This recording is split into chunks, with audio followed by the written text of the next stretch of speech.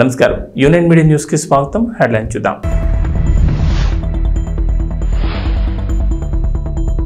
చంద్రబాబుతో తెలంగాణ స్పీకర్ ప్రసాద్ భేటీ, మర్యాదపూర్వకంగానే అంటూ ఫోటో ట్వీట్. తిరుమల దర్శనాలపై స్పెషల్ రిక్వెస్ట్.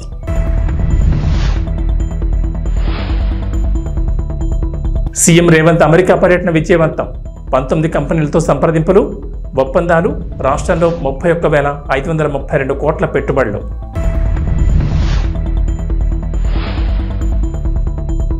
గ్రేటర్ హైదరాబాద్లో డెంగ్యూ డేంజర్ బెల్స్, భారీగా పెరుగుతున్న కేసులు, జాగ్రత్తలు తీసుకోవాలంటున్న డాక్టర్లు.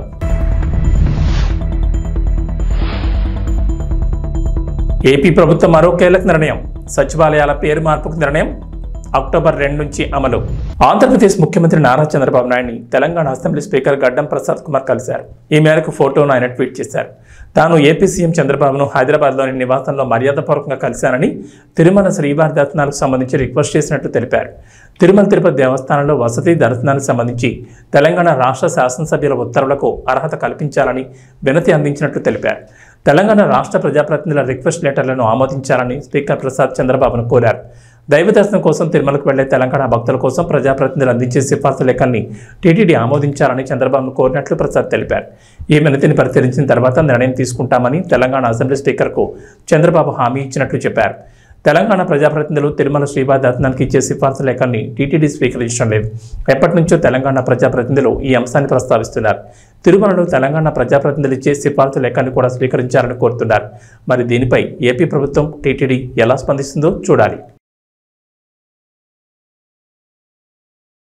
తెలంగాణ ముఖ్యమంత్రి రేవంత్ రెడ్డి అమెరికా పర్యటన విజయవంతమైందని సీఎంఓ ప్రకటన విడుదల చేసింది. తెలంగాణలో పెట్టుబడులకు వివిధ రంగాల్లో ప్రపంచంలో పేరొందిన భారీ కంపెనీలు ముందుకొచ్చాయని చెప్పింది.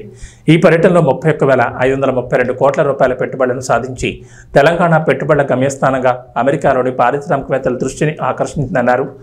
అమెరికా వేదికగా సీఎం రేవంత్ తెలంగాణను ఫ్యూచర్ స్టేట్గా ప్రకటించడం, హైదరాబాద్ 4.0 సిటీగా అభివృద్ధి చేసేందుకు రాష్ట్ర ప్రభుత్వం ఎంచుకున్న వివిధ ప్రాజెక్టులకు భారీ స్పందన లభించింది. ఈ పర్యటనలో దాదాపు 19 కంపెనీలు రాష్ట్ర ప్రభుత్వంతో కలిసి పనిచేసేందుకు అవగాహన ఒప్పందాలు చేసుకున్నాయి.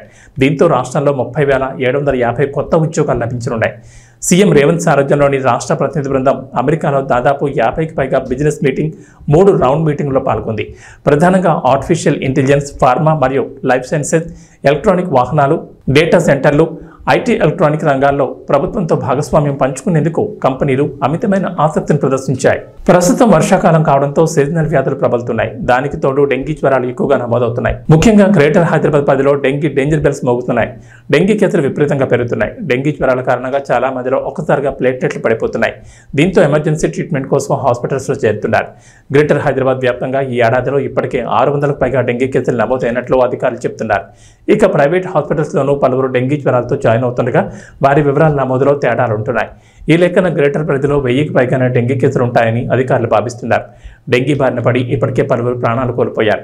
తెల్ల రక్త కణాల కౌంట్ తగ్గిపోయి ప్రాణాలు కోల్పోతున్నారు. సికింద్రాబాద్లోని ఓ ప్రైవేటు హాస్పిటల్లో జ్వరాలతో చేరిన ప్రతి 10 మందిలో 3 నుంచి 4 మంది రోగులు డెంగీ బాధితులు ఉంటున్నారు. వారిలో చాలా మందిలో కాలేయ, కిడ్నీలపై ప్రభావం పడినట్లు డాక్టర్లు చెబుతున్నారు. డెంగీతో పాటు గున్యా బాధితులు పెరుగుతున్నారని అంటున్నారు.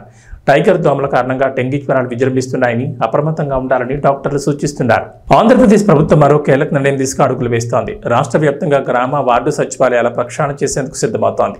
ఈ మేరకు గ్రామ, వార్డు సచివాలయాల పేర్లను మార్చాలని నిర్ణయం తీసుకున్నట్టు తెలుస్తోంది. సచివాలయాల పేరును గ్రామ సంక్షేమ కార్యాలయంగా మార్పు చేయాలని రాష్ట్ర ప్రభుత్వం నిర్ణయించినట్టు తెలుస్తోంది. అక్కడ సంక్షేమ శాఖకు చెందిన వెల్ఫేర్ అసిస్టెంట్లను డీడీఓగా ఇవ్వాలని ప్రభుత్వం ఆలోచిస్తున్నట్లు సమాచారం. గ్రామ సంక్షేమ కార్యాలయంలో ప్రభుత్వ పథకాలకు సంబంధించిన లబ్ధిదారుల గుర్తింపు, జాబితా తయారీని ఎటువంటి రాజకీయ ఒత్తిడి లేకుండా చేయాలనేది ప్రభుత్వం ఆలోచనగా తెలుస్తోంది. కొత్త పేరుతో అక్టోబర్ 2 నుంచి గ్రామ సంక్షేమ కార్యాలయాలు పనిచేసేలా విధి విధానాలు రూపొందిస్తున్నట్టు తెలుస్తోంది. ప్రతి గ్రామ సంక్షేమ కార్యాలయంలో 5 సిబ్బందిని నియమించనున్నట్టు తెలుస్తోంది. అయితే గ్రామ, వార్డు సచివాలయాల వ్యవస్థను ప్రక్షాళనను వీఆర్ఓ సంఘాలు స్వాగతించాయి. ప్రధానంగా సచివాలయ ఉద్యోగాల పనితీరు, బాధ్యతలు, స్థానిక సమస్యలు, పరిష్కార చర్యలపై పూర్తి స్థాయిలో సమీక్షించి నిర్ణయాలు తీసుకోవాలంటున్నారు. సచివాలయాల ఏర్పాటులో తీసుకున్న అసంబంధ నిర్ణయాలతో ఉద్యోగులకు పదోన్నతం లేకుండా పోయిందన్నారు. విజయవాడ ఇంద్రకీలాద్రిపై కొలువైన దుర్గమ్మ భక్తులకు శుభవార్త చెప్పింది. ఈ నెల 23న సామూహిక వరలక్ష్మి వ్రతాన్ని నిర్వహించబోతున్నట్టు ఆలయ ఈవో రామారావు తెలిపారు. ఆ రోజు ఉదయం 7 గంటల నుంచి 9 గంటల వరకు ఆర్జిత సేవా టికెట్ 1500తో కొన్న వారికి వ్రతం నిర్వహిస్తారన్నారు. ఉదయం 10 నుంచి 11 గంటల 30 నిమిషాల వరకు తెల్ల రేషన్ కార్డు కలిగి ముందుగా దరఖాస్తు చేసుకున్న వారికి ఉచిత వరలక్ష్మి వ్రతాన్ని దేవస్థాన ఆధ్వర్యంలో నిర్వహిస్తామన్నారు. ఈ సామూహిక వరలక్ష్మి వ్రతానికి బ్యాచ్కు 500 మందికి మాత్రమే అనుమతి ఉందని, ఈ నెల 17 నుంచి 21 వరకు ఉచిత సామూహిక వరలక్ష్మి వ్రతంలో పాల్గొనే మహిళల నుంచి దరఖాస్తులు స్వీకరిస్తామన్నారు. వరలక్ష్మి వ్రతం అనంతరం వారికి 300 రూపాయల దర్శనం క్యూ లైన్లో దుర్గమ్మ దర్శనానికి అనుమతిస్తున్నట్టు తెలిపారు. శ్రావణ మాసం 2వ శుక్రవారాన్ని పురస్కరించుకుని దుర్గమ్మను ఈ నెల 16న వరలక్ష్మీదేవిగా అలంకరిస్తారు. భక్తుల దర్శనానికి ఎటువంటి ఇబ్బందులు లేకుండా పటిష్టమైన ఏర్పాట్లు చేపడుతున్నట్లు ఆలయ ఈవో రామారావు తెలిపారు. అంతేకాదు ఈ నెల 17 నుంచి 20 వరకు ఇంద్రకీలాద్రిపై పవిత్ర ఉత్సవాలు నిర్వహిస్తున్నారు. అమ్మవారికి 17 సాయంత్రం 4 గంటలకు ఉదక శాంతి, 18 ఉదయం 3 గంటలకు సుప్రభాత సేవ, స్వప్నాభిషేకం నిర్వహిస్తారు. అలాగే ఉదయం 9 గంటలకు భక్తులకు సర్వదర్శనం అనుమతిస్తారు. ఈ నెల 19న మండపారాధన, మూలమంత్ర హావనాలు, వేద పారాయణాలు, హారతి, మంత్రపుష్పం నిర్వహిస్తారు. 20న ఉదయం 10:30 గంటలకు పూర్ణాహుతి, కలశోద్వాసనతో పవిత్రోత్సవాలు ముగుస్తాయి. ఆంధ్రప్రదేశ్లో రైతులకు ప్రభుత్వం శుభవార్త చెప్పింది. ఎన్నో రోజుల ఎదురుచూపులకు ఫుల్ స్టాప్ పడింది. గత రబీలో ధాన్యం విక్రయించిన రైతులకు మొత్తం 674.47 కోట్ల బకాయిలను ఇవాళ పౌర సరఫరాల శాఖ మంత్రి నాదెండ్ల మనోహర్ విడుదల చేస్తారు. గత వైఎస్ఆర్సీపీ ప్రభుత్వం మొత్తం 84,724 మంది రైతులకు 1,674.47 కోట్ల బకాయిలు చెల్లించలేదు. ఏపీలో అధికారంలోకి వచ్చిన కూటమి ప్రభుత్వం రైతుల ఇబ్బందులు గమనించి గత నెలలో 49,350 మందికి 1000 కోట్లు విడుదల చేసిన సంగతి తెలిసిందే. రాష్ట్రంలో మిగిలిన 35,374 మందికి 674.47 కోట్ల బకాయిలను తాజాగా విడుదల చేస్తున్నారు. అమలాపురంలో నిర్వహించే కార్యక్రమంలో మంత్రి మనోహర్ పాల్గొని రైతులకు చెక్కులు పంపిణీ చేస్తారు. గత ఏడాది ఖరీఫ్లో ధాన్యం అమ్మకాలకు రైతులు తీవ్ర ఇబ్బందులు పడ్డారు. అయితే కొంత ధాన్యం వర్షానికి దెబ్బతినగా మంచి ధాన్యాన్ని కొనకుండా ఆలస్యం చేశారనే విమర్శలు వచ్చాయి. టీడీపీ కూటమి ప్రభుత్వం అధికారంలోకి వచ్చేసరికి ఒక ఉమ్మడి తూర్పుగోదావరి జిల్లాలోని సుమారు 200 కోట్ల బకాయిలున్నాయి. దీంతో రైతులు ముఖ్యమంత్రి చంద్రబాబు, డిప్యూటీ సీఎం పవన్ కళ్యాణ్ దృష్టికి తమ సమస్యను తీసుకెళ్లారు. వెంటనే స్పందించి తొలి విడతలో 1000 కోట్లు విడుదల చేసిన సంగతి తెలిసిందే.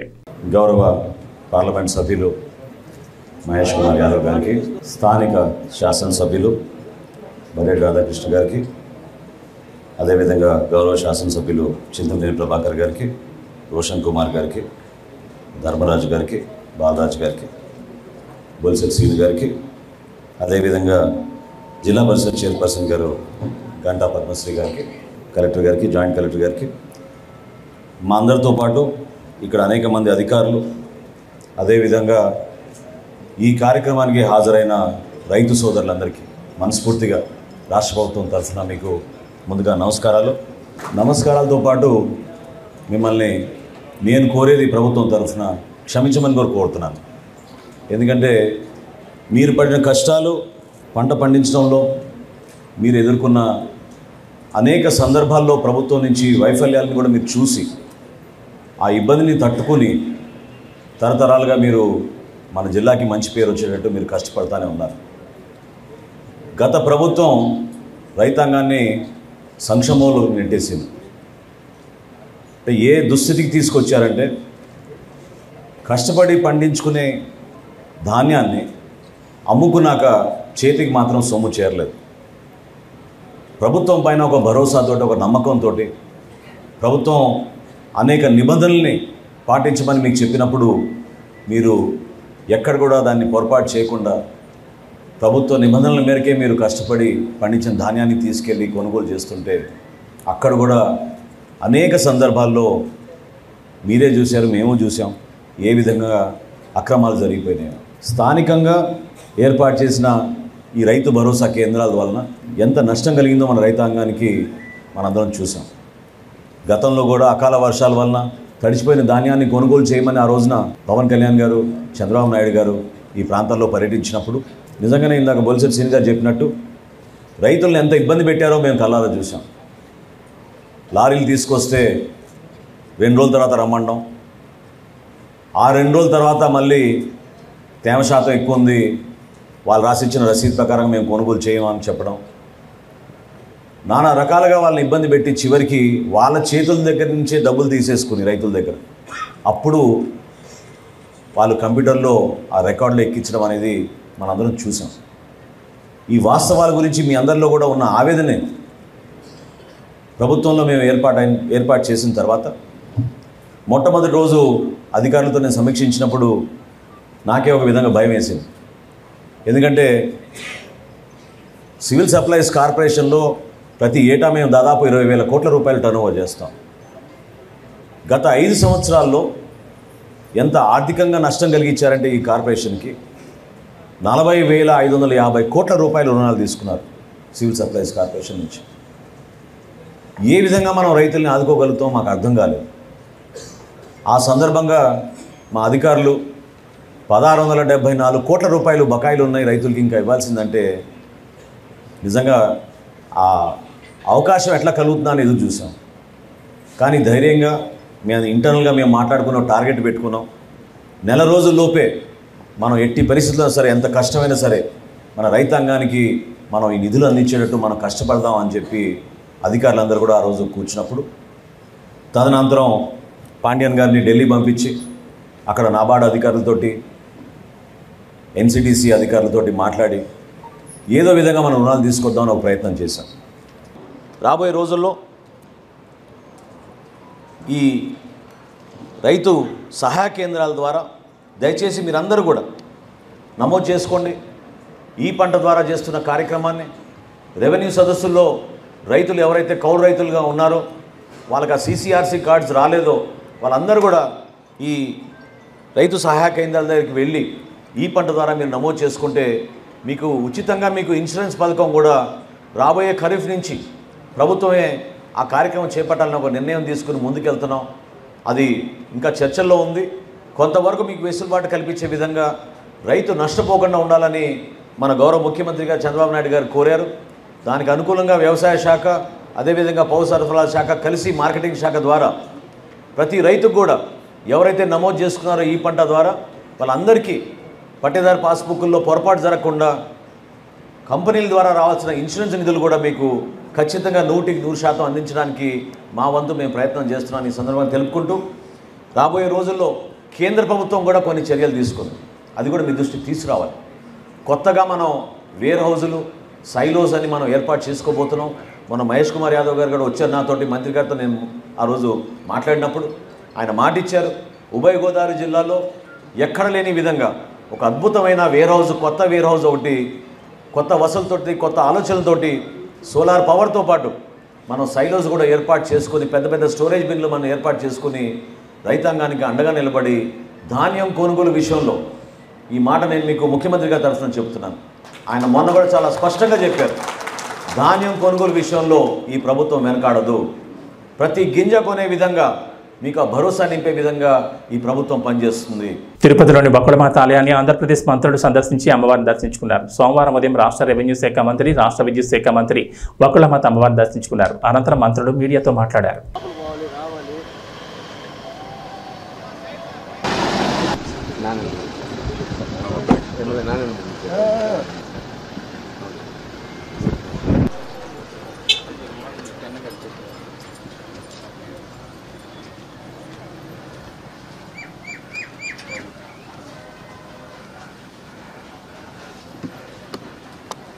బాబు కింద ఉండాలి, స్టెప్స్కి దాటకూడదుగా. రండి.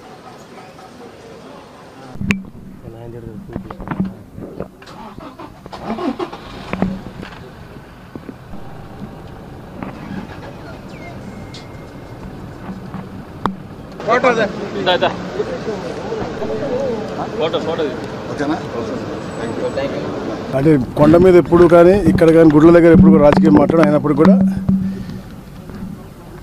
వెంకటేశ్వర స్వామి వారు అలాగే అమ్మవార్ల దయ ఎప్పుడు కూడా ఈ రాష్ట్రం మీద ఉండాలి, రాష్ట్రం సుభిక్షంగా ఉండాలి. అందుకని అందరూ కూడా ఈ రాష్ట్రం అయితే వెనకబడిపోయిందో దాన్ని మళ్ళీ అతి వేగంగా పునర్నిర్మాణం చేసుకోవాలని చెప్పేసి లక్ష్యంతో చంద్రబాబు నాయుడు గారిని మళ్ళీ ముఖ్యమంత్రి చేశారు. తప్పకుండా ఒక కార్యాచరణతో ఈ ప్రభుత్వం ముందుకు పోతూ ఉంది. ఈ ప్రాంతంలో ఉన్న ప్రతి తెలుగువారు, ప్రపంచంలో ఉన్న ప్రతి తెలుగువారు సుఖంగా ఉండాలని లక్ష్యంతో ఆయన ఎప్పుడు కూడా పనిచేశాడు. ఈ ప్రాంతం కొంచెం వెనకబడింది కాబట్టి తప్పకుండా పూర్తి శ్రద్ధతో ఈ రాష్ట్రాల ముందు తీసుకెళ్ళి ఈ ప్రభుత్వం పనిచేస్తాం. అందుకనే చరిత్రలో ఎప్పుడు చేయని విధంగా ఈ యొక్క రెవెన్యూ సదస్సులు పెట్టుకున్నాం. వాటిపైన చాలామంది ఫోన్లు కూడా చేస్తాం, బయటపట్టి మేము కంప్లైంట్ ఇవ్వలేమని చెప్పేసి దానికి కూడా ఒక ఆర్టీజీఎస్లో గతంలో ఉన్నటువంటి ప్రభుత్వం పూర్తిగా నిర్వీర్యం చేసింది. ఒక రియల్ టైం గవర్నెన్స్ లేదు, అలాగే కాల్ సెంటర్స్ కూడా లేవు. దాని కొరకు ప్రత్యేకమైనటువంటి కాల్ సెంటర్లు, అలాగే చెప్పిన వాళ్ళందరూ కూడా విషయాలను కూడా గోప్యంగా పెట్టి విచారించే విధంగా కూడా ఒక కొత్త కార్యాచరణ చేయబోతా ఉన్నాం. బంగ్లాదేశ్లో హిందువులపై జరుగుతున్న దాడులను నిరసిస్తూ మంచిర్యాల జిల్లా తండేపల్లి మండల కేంద్రంలోని హనుమాన్ ఆలయం నుంచి ఛత్రపతి శివాజీ విగ్రహం వరకు హిందూ సంఘాల ఆధ్వర్యంలో కొవ్వొత్తులతో నిరసన ర్యాలీ చేపట్టారు. ఈ సందర్భంగా వారు మాట్లాడుతూ హిందువులపై జరుగుతున్న అఘాయిత్యాలను వెంటనే అరికట్టాలని డిమాండ్ చేశారు. మహిళలు, చిన్నారులను కూడా వదలకుండా హింసిస్తున్నారని పేర్కొన్నారు. బంగ్లా హిందువులకు రక్షణగా కేంద్ర ప్రభుత్వం అండగా నిలవాలని, ఆ దిశగా చర్యలు చేపట్టాలని కోరారు. సందర్భంలో బంగ్లాదేశ్ అనేది మన భారతదేశం నుండి విడిపోయిన ఒక ముక్క. అక్కడ మైనారిటీలుగా మన హిందువులు ఉన్నారు. హిందువుల్ని ఏ రకంగా వేధిస్తున్నారు అనేది మనం ఇవాళ సోషల్ మీడియాలో మనం చూసుకున్న సందర్భంలో మన ప్రభుత్వం, మన భారతదేశ ప్రభుత్వం ఎప్పుడైతే షేక్ హసీనాకు అక్కడ ప్రధానిని అక్కడి నుంచి వాళ్ళు ఎల్లగొట్టిన సందర్భంలో మనం ఆశ్రయం కల్పించి ఇక్కడ ఎంచుకుంటున్నాం. ఇప్పుడు మన మిత్రుడు శ్రీనివాస్ సీనియర్ లీడర్ తను చెప్పిన సందర్భంగా ఒకటి ఏమన్నాడు అంటే, మన భారత ప్రధాని కూడా చొరవ చూపాలి. అక్కడ ప్రధానమంత్రికి ఆశ్రయం ఇచ్చిన మన భారత ప్రధాని అక్కడ ఉన్న హిందువులందరూ కూడా భరోసా కల్పించాలి, ఖచ్చితంగా కల్పించాలి. పార్టీలకు సంబంధం లేకుండా, irrespective of all parties, A party అయినా సందర్భం లేదు, ఏ పార్టీతో సంబంధం లేకుండా బంగ్లాదేశ్లో ఉన్న హిందువులందరికీ కూడా అక్కడ భద్రత కల్పించి, అక్కడ భద్రత లేని పక్షంలో వాళ్ళందరినీ మన ఇండియాకి తీసుకొచ్చి ఇక్కడ మనం కల్పించుకోవాల్సిన బాధ్యత, మన యొక్క బరువు, మన బాధ్యత అవసరం ఉన్నది. ఎందుకంటే మన హిందూ అనేది హిందువుల రాజ్యం. అక్కడ మన హిందువులకు అక్కడ దెబ్బతీసిన సందర్భంలో ఎవరిని కూడా ఉపేక్షించిన పరిస్థితి లేదు. అవసరమైతే మిలిటరీని దించి, తను చెప్పినట్టు మిలిటరీని దించినా సరే మన హిందువులే కాపాడుకోవాల్సిన బాధ్యత ఇప్పుడున్న మన భారత ప్రభుత్వం మీద ఎంతైనా ఉంది. మనం ఆ ప్రధానికి ఆశ్రయం ఇచ్చినాం. మన ప్రదేశంలో జరుగుతున్న హిందువులపై అగత్యాలు, మానభంగాలు ప్రత్యక్షంగా వీడు హిందువా కాదు అని చెప్పి తన మర్మాలు ఏదైతే పురుషాంగం చూసి ఆడవాళ్లను, మగవాళ్లను ఎట్లయితే మానభంగం చేస్తుందో ప్రపంచం మొత్తం ఒక సిగ్గుతో తల వంచుకునే మానవుడే సిగ్గుతో తల వంచుకునేలా వేరైతే మైనార్టీలు, ముఖ్యంగా ముస్లిం అనే చెప్పుకునే, ఖురాన్ నమ్ముకునే ఏదైతే ముస్లింలు ఉన్నారో ఆ ప్రపంచ దేశాలు చిన్నగా ఏదైతే ఉత్తరాది రాష్ట్రాలల్లో ఏదైతే చిన్నగా ఎక్కడన్నా మైనార్టీకి ఏదన్నా అయితే కొవ్వొత్తి ర్యాలీలు తీసే కొంతమంది కువాన లౌకికవాదు దొంగలు, కుక్కలు ఇవాళ ఎక్కడ కనబడతలేరు. దయచేసి వారు ఇవాళ ఒక మైనార్టీలని చెప్పుకునే కొన్ని దేశాలు ఇవాళ ఇట్లాంటి ఏమైనా చర్యగా మర్మాయం చూసి ఏదైతే హిందువులను అన్యాయంగా చంపేస్తున్నారో దాన్ని తండేపల్లి మండలు మంచిర్యాల జిల్లాలో తీవ్రంగా ప్రతిఘటిస్తాం. హిందువులను ఐక్యత చేస్తాం. భారత ప్రభుత్వాన్ని అవసరం అనుకుంటే ఇవ్వాలనే మాకు తెలిసింది. భారత ప్రభుత్వం ఇలాగనే ముందుకు పోతే మిలిటరీ చర్య తీసుకోవాలని చెప్పి భారత ప్రధాని ఇవాళ చేయడం జరిగింది. ఇస్కాన్ టెంపుల్ దగ్గర బంగ్లాదేశ్ కు సంబంధించి మిలిటరీ దించడం జరిగింది. ఇక ముందు కూడా మేము కూడా మన గౌరవ ప్రధానమంత్రి గారికి విజ్ఞప్తి చేస్తున్నాం. హిందువులు మొత్తం చచ్చిపోయిన తర్వాత మీరు చర్య తీసుకున్నాడు కాదు, బతికుండగానే వాళ్ళ స్వాతంత్రం ఇప్పించింది మనం. ఆ రకంగానే ఒకవేళ వాళ్ళు వినకుంటే వాళ్ళని అంతం చేసేది కూడా మనమే కావాలని చెప్పి ఈ గడ్డ మీద ఉండి హిందువులుగా ప్రతిజ్ఞ చేస్తున్నాం. రామ్ పోతినేనితో పూరి జగన్నాథ్ తీసిన డబుల్ స్మార్ట్ సినిమాపై భారీ అంచనాలున్నాయి. ఆగస్టు 15 రిలీజ్ కాబోతున్న ఈ సినిమా ప్రీ రిలీజ్ ఈవెంట్ నిన్న రాత్రి జరిగింది. దీనికి మూవీ టీంతో పాటు ఫ్యాన్స్ కూడా గట్టిగానే వచ్చారు. ఇక ఈ ఈవెంట్లో మాట్లాడుతూ పూరి జగన్నాథ్ ఓ విషయం గురించి పంచుకున్నారు. తాను హిట్ సినిమాలు తీసినప్పుడు చాలా మంది ఫోన్ చేసి మెచ్చుకుంటారని, కానీ ఫ్లాప్ తీసినప్పుడు ఓ వ్యక్తి తనకి ఫోన్ చేసి మాట్లాడింది ఎప్పటికీ మర్చిపోలేనంటూ పూరి అన్నారు. నాకు ఈ మధ్య వచ్చిన ఓ ఫోన్ కాల్ గురించి మీ అందరికీ చెప్పారు. హిట్ సినిమా తీసినప్పుడు చాలామంది నాకు ఫోన్లు చేస్తారు, మెచ్చుకుంటారు. కానీ నేను ఇటీవల తీసిన ఫ్లాప్ చిత్రం తర్వాత ఒక వారానికి విజయేంద్ర ప్రసాద్ నాకు ఫోన్ చేశారు. సాధారణంగా ఆయన ఎప్పుడూ నాకు ఫోన్ చేయరు. అందుకే చూసిన వెంటనే ఏంటి ఈయన ఫోన్ చేస్తున్నారు అనుకున్నా. లిఫ్ట్ చేస్తే నాకు చిన్న సాయం చేస్తారా అంటూ అడిగారు. రాజమౌళి తండ్రికి నేను ఏం సాయం చేయగలను అని మనసులో అనుకున్నాను. మీరు తర్వాత సినిమా చేసే ముందు నాకు ఒకసారి కథ చెప్తారా? మీలాంటి దర్శకులు ఫెయిల్ కావడం నేను చూడలేను. చిన్న చిన్న తప్పులు చేస్తూ ఉంటారు, తీసే ముందు చెప్పండి అని ఆయన అన్నారు. ఆ మాటలు ఇప్పటికీ నాకు గుర్తున్నాయి. నాపై ఆయనకున్న ప్రేమ, అభిమానంతో ఆయన అలా కాల్ చేశారు. ఆయనతో మాట్లాడాక చాలా ఎమోషనల్గా ఫీల్ అయ్యా. ఇది మనకు తెలిసిన పనే కదా అని ఒళ్ళు దగ్గర పెట్టుకుని సినిమా తీసి ఆ తర్వాత ఆయన కలుద్దామని కథ చెప్పలేదు. నాకు మా టీంకి ఓ విజయం అవసరం, అందుకే ఎంతో జాగ్రత్తగా ఈ సినిమా తీసామంటూ పూరి చెప్పారు. టుడే నేను మీకు నాకు వచ్చిన ఒక ఫోన్ కాల్ గురించి మిమ్మల్ని షేర్ చేసుకోవాలండి మీతో. ఇప్పుడు హిట్ సినిమా తీసినప్పుడు చాలామంది ఫోన్ చేస్తారు, అప్రిషియేట్ చేస్తారు. ఫ్లాప్ సినిమా తీసినప్పుడు నాకు ఒక ఫోన్ కాల్ వచ్చింది. పోయిన సినిమా ఫ్లాప్ అయింది. ఆ ఫ్లాప్ అయిన 1 వీక్కి ఒక ఆయన ఫోన్ చేశారు నాకు. ఆయన విజయేంద్ర ప్రసాద్ గారు. విజయేంద్ర ప్రసాద్ గారు ఫోన్ చేసి, ఆయన ఎప్పుడు నాకు చేయరు, సడన్గా ఈయన ఫోన్ వస్తుంది అంటే నేను ఎత్తితే ఆయన, సార్ నాకు చిన్న హెల్ప్ చేస్తారా అని అడిగాను. ఆడ కొడుకే రాజమౌళి పెద్ద డైరెక్టర్, నేను ఈయనకి ఏం హెల్ప్ చేయాలరా బాబు అనుకున్నా. చెప్పండి సార్ అన్న, మీరు నెక్స్ట్ సినిమా ఎప్పుడు చేస్తున్నారన్నాడు. సార్ ఇంకా అనుకోలేదు. సరే నువ్వు ఎప్పుడు చేసినా చేసే ముందు నాకు ఆ కథ చెప్తారా అన్నాడు ఆయన. ఆయన ఎందుకన్నారంటే, నాకు ఎందుకన్నారో నాకు అర్థమైంది, నేను వింటున్నా. ఆయన మాట చెప్పారు, మీలాంటి డైరెక్టర్లు ఫెయిల్ అవ్వడం నేను చూడలేను. ఆ చిన్న చిన్న తప్పులు ఏం చేస్తుంటారో తీసే ముందు నాకు ఒకసారి చెప్పండి సార్ అని. ఆ ఒక్క ఫోన్ కాల్ నాకు చాలా ఎమోషనల్ అయిపోయాను నేను. అంటే నాకు ఆయన మీద, నా మీద ఆయనకున్న ప్రేమ అభిమానంతో ఆయన ఫోన్ చేసిన ఫోన్ ఇది. ఆ తర్వాత ఈ కథ ఆయనకి చెప్పరా, మనకు తెలిసిన పనే కొద్దిగా ఒళ్ళు దగ్గర పెట్టుకుని తీసి ఆయన కలుద్దామని చెప్పలేదు.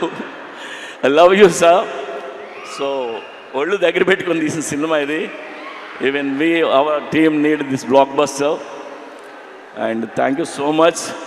ఇవాళ అక్కడికి వచ్చిన ప్రతి ఒక్కరికి పేరు పేరున నేను తాకి చెప్తున్నాను. అండ్ ఈవెంట్ చేసిన వెంకట్కి, పోలీస్ డిపార్ట్మెంట్కి, అందరికీ thank you. August 15th cinema release అవుతుంది. ప్లీజ్ వెళ్ళి చూడండి. రామ్ పోతినేని మిమ్మల్ని ఎంటర్టైన్ చేయడానికి రెడీగా ఉన్నాడు. Thank you. పూరి గారు. ఇక వాతావరణ విషయానికి వస్తే, తెలంగాణకు హైదరాబాద్ వాతావరణ కేంద్రం అధికారులు రెయిన్ అలర్ట్ జారీ చేశారు. ఉపరితల ఆవర్తనం, బలమైన నైరుతి రుతుపవనాల వల్ల రాష్ట్రంలో వర్షాలు కురుస్తాయని చెప్పారు. నేడు రేపు తెలంగాణలో పలు జిల్లాల్లో భారీ వర్షాలకు ఛాన్స్ ఉందని వెల్లడించారు. ప్రధానంగా ఆదిలాబాద్, ఆసిఫాబాద్, మంచిర్యాల, కొత్తగూడెం, నిర్మల్, భూపాలపల్లి, ములుగు, రంగారెడ్డి, వికారాబాద్, నల్గొండ, నారాయణపేట్, సంగారెడ్డి, మెదక్, మేడ్చల్, హైదరాబాద్ జిల్లాలో భారీ వర్షాలకు అవకాశం ఉందన్నారు. ఈ మేరకు ఆయా జిల్లాలకు ఎల్లో అలర్ట్ జారీ చేశారు. ఇక భారీ వర్షాలకు తోడు ఉరుములు, మెరుపులు కూడా ఉంటాయన్నారు. బలమైన ఈదురుగాలులు కూడా వీస్తాయని చెప్పారు. గంటకు 30 నుంచి 40 కిలోమీటర్ల వేగంతో ఈదురుగాలులు వీస్తాయని వెల్లడించారు. ప్రస్తుతం తెలుగు రాష్ట్రాలపైకి క్యుములో నింబస్ మేఘాలు వస్తున్నాయని, ఈ మేఘాల వల్ల ఉరుములు, మెరుపులు కూడా వస్తాయన్నారు. నల్ల మబ్బు కమ్ముకుంటుందని, పిడుగులు పడే అవకాశం కూడా ఉంటుందని ప్రజలు జాగ్రత్తగా ఉండాలని వాతావరణ శాఖ అధికారులు చెప్పారు. ఏబీ బులెటిన్ విశేషాలు. నమస్కారం.